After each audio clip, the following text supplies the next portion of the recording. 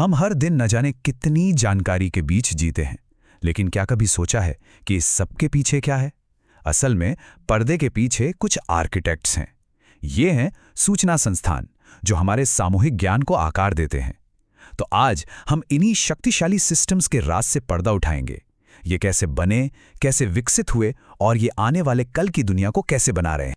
हमारा सफर शुरू होगा ये समझने से कि ज्ञान को व्यवस्थित करना क्यों जरूरी है। फिर हम समय में पीछे जाएंगे और सूचना के 4 अलग-अलग युगों को देखेंगे। हम विशेषज्ञों के छिपे हुए इकोसिस्टम में गोता लगाएंगे, इंटरनेट से आई बड़ी क्रांति का सामना करेंगे और आखिर में हम झांक कर देखेंगे कि सूचना का भविष्य कैसा होगा। तो चलिए शुरू करते हैं।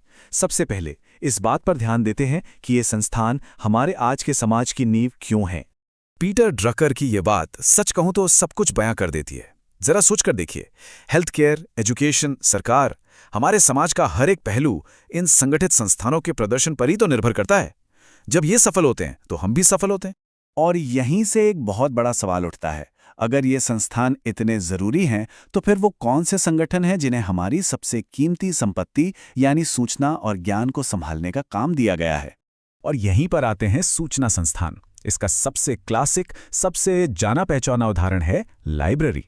ये हमारे ज्ञान के संरक्षक हैं, जो मानव विचारों के विशाल ताने बाने को इकट्ठा करने, व्यवस्थित करने और साझा करने के लिए समर्पित हैं, ताकि ये ज्ञान पीढ़ियों तक बना रहे। पर बात यह है कि ये संस्थान वक्त के साथ एक जगह जमे हुए नहीं हैं। ये तो जिंदा चीजों की तरह हैं, जो समाज की बदलती जरूरतों के हिसाब से लगातार खुद को ढालते और विकसित करते रहते हैं।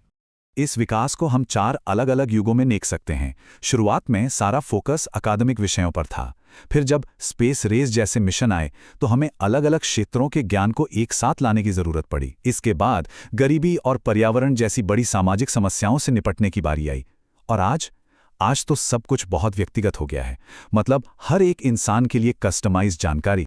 तो आज का ये जो पूरा इकोसिस्टम है ना, ये एक आम लाइब्रेरी से कहीं ज्यादा बड़ा और जटिल है। चलिए देखते हैं कि इस मिसल में क्या-क्या शामिल है। मिसाल के तौर पर डॉक्यूमेंटेशन सेंटर को ही ले लीजिए। इसे एक तरह की सुपर स्पेशलिस्ट लाइब्रेरी समझिए।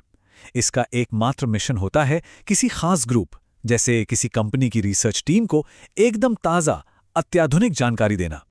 और फिर आते हैं सूचना विश्लेषण केंद्र यानी IACS। अब ये गेम चेंजर हैं। ये सिर्फ जानकारी इकट्ठा नहीं करते, ये उसे बदलते हैं। वे उसका विश्लेषण करते हैं, मूल्यांकन करते हैं और उसे मिलाकर कुछ नया और कहीं ज्यादा मूल्यवान बना देते हैं। मतलब ये सिर्फ ज्ञान को सहेजते नहीं, ये नया ज्ञान बनाते हैं। और यहीं पर इनका सबसे बड़ा फर्क साफ दिखता है। एक डॉक्यूमेंटेशन सेंटर आपको कच्चा माल देता है, मतलब डॉक्यूमेंट्स, लेकिन एक IAC आपको तैयार प्रोडक्ट देता है, नई परखी हुई जानकारी, जैसे एक क्रिटिकल रिव्यू जो आपको बताता है कि असल में क्या महत्वपूर्ण है। यह सिर्फ पहुंच देने से कहीं आगे की बात है, ये मूल्य बनाने के बारे में है। और ये इकोसिस्टम यहीं खत्म नहीं होता। डेटा सेंटर कच्चे संख्यात्मक डेटा को मैनेज करते हैं। रेफरल सेंटर एक स्विच बोर्ड की तरह आपको सही विशेषज्ञ या संगठन तक पहुंचाते हैं। और क्लियरिंग हाउस दस्तावेजों के लिए एक सेंट्रल हब की तरह काम करते हैं। ये एक बहुत ही जटिल और आपस में जुड़ा हुआ नेटवर्क है। और फिर आता है हमारा आज का दौर और एक ऐसी ताकत जिसने सब कुछ बदल कर रख दिया, डिजिटल टेक्नोलॉजी का विघटनकारी बल। सोचिए, 20वीं सदी में ही FW लिंकास्टर ने एक बहुत बड़ी भविष्यवाणी कर दी थी। उन्होंने एक ऐसे भविष्य की कल्पना की थी जहां जानकारी पूरी तरह से इलेक्ट्रॉनिक होगी। और इसी एक विचार ने भौतिक संस्थानों के भविष्य पर एक बहुत बड़ी बहस छेड़ दी। और यहीं से वो सवाल खड़ा होता है जो हम सब ने कभी ना कभी सोचा है, क्या गूगल और इंटरनेट ने लाइब्रेरियों को पुराना और गैर जरूरी बना दिया है? इसका जवाब डिसइंटरमीडिएशन या मध्यस्थता हरण के कॉन्सेप्ट में छिपा है। देखिए, पुराने जमाने में जानकारी तक पहुंचने के लिए एक बिचौलिए यानी लाइब्रेरियन से होकर गुजरना पड़ता था। आज टेक्नोलॉजी हमें सीधे सोर्स तक ले जाती है, उस बिचौलिए को बाईपास करते हुए। तो क्या लाइब्रेरियाज खत्म हो गई? बिल्कुल नहीं, लेकिन हाँ, वे बदल रही हैं।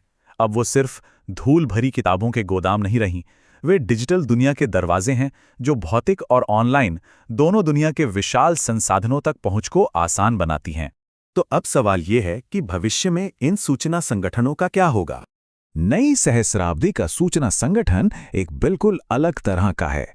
इसकी सबसे बड़ी संपत्ति इसकी इमारतें नहीं, बल्कि इसके लोगों का दिमाग है। ये ज्ञान आधारित है। ये स्थिर नहीं है, ये लगातार सीखता और बदलता रहता है। ये एक सीखने वाला संगठन है और ये टेक्नोलॉजी का इस्तेमाल करके सबसे तुरंत जुड़ता है, यानी ये नेटवर्क आधारित। और इस नई दुनिया में एक बिल्कुल नया और बहुत जरूरी रोल सामने आता है, ज्ञान मध्यस्थ का। इनका काम सिर्फ आपको जानकारी देना नहीं है, इनका काम है उसे समझने, उसका मूल्यांकन करने और शोर के बीच से काम की चीज निकालने में मदद करना। और ये सब हमें एक बहुत ही दिलचस्प सवाल पे लाकर खड़ा कर देता है। एक ऐसी दुनिया में जहां कोई भी जानकारी प्रकाशित और साझा कर सकता है, क्या हम सब कहीं ना कहीं अपने अपने तरीके से ज्ञान मध्यस्थ नहीं बन रहे हैं? अपने दोस्तों, परिवारों और सहकर्मियों के लिए जानकारी को फिल्टर करने, व्यवस्थित करने और समझाने में मदद कर रहे हैं। ये एक ऐसी भूमिका है जो शायद पहले से कहीं ज्यादा महत्वपूर्ण होती जा रही है।